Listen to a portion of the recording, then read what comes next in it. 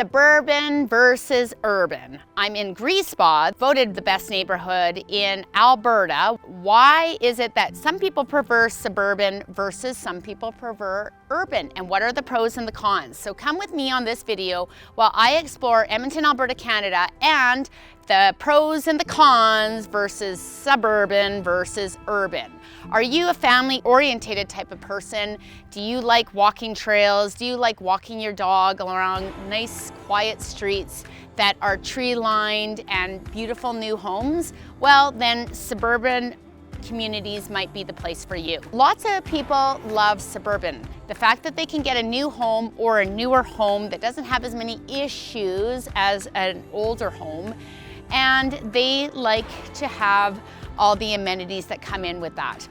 So typical amenities might be walking trails, man-made lakes. Now in Edmonton, we've got so many different suburban styles. We've got upper end communities, we have intro communities. A lot of times in a suburban type of community, when you drive through, you will find different types of mixed housing types of communities. So you will have apartments that you can be an intro into, and as your kids, or if you have kids, start growing up, then you can move into a half duplex or a townhouse. Then you can move up into a single family home such as this. If you are looking for a bungalow or a bi-level, they're not really building them that much. And why is that? It's because the developers are trying to fit as much onto the lot as possible. Your lot is going to be a lot tighter in a suburban property versus an urban property. Urban properties tend to have bigger lots typically and larger yards, so you can kind of explore that. So if you do want a bungalow, you typically are doing post-war bungalow, 1950s,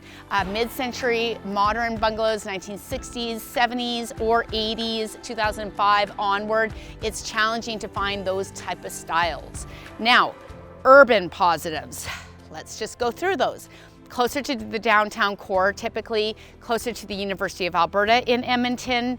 Your commute is a little bit lower. One of the downsides is you are looking at an older house, and what comes with older houses, sometimes older problems that have happened for a lot of years. I was just speaking to a structural engineer about houses and problems of when they were built in Edmonton, and it was because we have clay-based soil.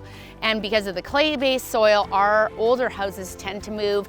Foundation cracks happen because Edmonton is a cold and warm, highs and lows, and we do have long winters. So if those things scare you off, then you will want to be going into newer communities. As we see a little scooter group going down right over here, that's what happens often. That's what often happens in suburbs. It's family orientated, and if you do have children, that might be something that you're going to look into. Urban communities, a lot of older people typically live in them because they bought them in the 1950s and 60s, and sometimes there's original owners. Sometimes you don't have that, screams and squeals of kids, and there isn't as many kids in your neighborhood as you'd like to be. Whether it's suburbs or the urban side of things, I've specialized in real estate in Edmonton for over 18 years. My name's Karen Stanko, and I'm with RE/MAX Real Estate, and I'd love to be a realtor of choice. Thanks for joining me, and catch you on the next one. Be sure to subscribe and comment down below.